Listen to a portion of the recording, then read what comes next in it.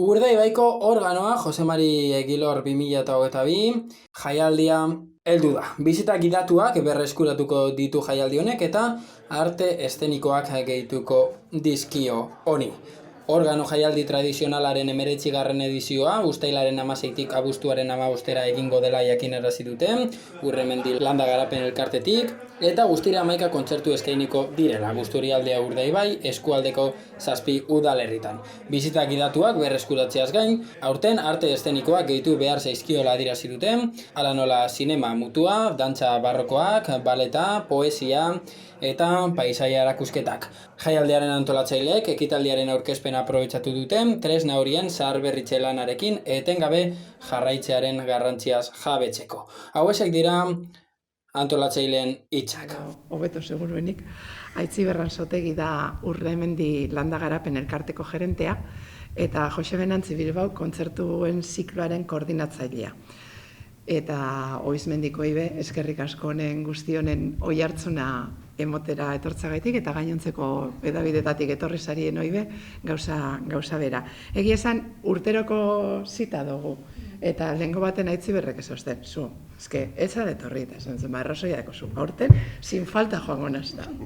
Bentxe, egia da, azkenean egunerokotasunak jan egiten zaitu eta gauza batzuk, hortze geratzen jatzuz ez, pendienten zerrenda, baina, behintzat aurten ona eta ia kontzerturen batera be hurbiltzeko aukerarik daukagun.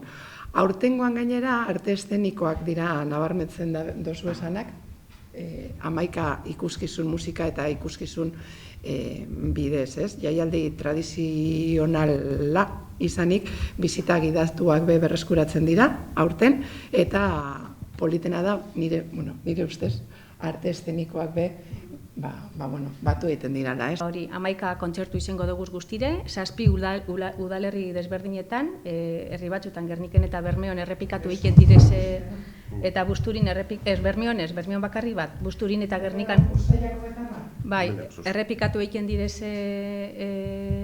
kontzertuek, eta Arratzu, Bermeo, Busturi, Gernika, Lumo, Ibarrangelu, Murueta, eta Mundakan emongo dugu kontzertuek. Jabadeko guz jarraitzaile mordo bat, urte guztietan itxaroten egoten diezala.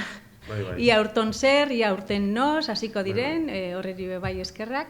Eta, igez, urtean pentsetan dut aforoan arazorik eta ez dalez elizatan egongo, igez jente asko kanpoan begeratu bihar izen zan, ezin izen zan aforoa euneko izan izeten elizatan, eta horrek ikendu zen tirabira batzupe bai, baina, parka eskamenak, parka eskatuteko bai, pentsetan dut momentu edala jarraitzaile guzti hori eri, urtean aukeri izango dela, aukeri ukiko da biela, inungo problema barik danetara etorteko. Agota zeirako ikusko dozue web horri zen, bisita gidatu bat, behintzat hori eta ja datorren urtean egiteko festivalen barruan. Baina hori da politxena, badekogu beste instrumento bat, barriro errestauratuta gure arloan. Da hori da lujo bat. Aurten esan dugulez dekogu, hori hainbeste gauza barriek, hori zelan da arte eszenikoen gainean. Inoiz ez doku egin adibidez pelikuma mutu bat organorekin. Inoiz ez dugu egin hainbeste gauzak. Danak izango dira arratsaldeko 8etan Bermeoko San Francisco elizan egingo den kontzertua kenduta, 8:30 izango dela.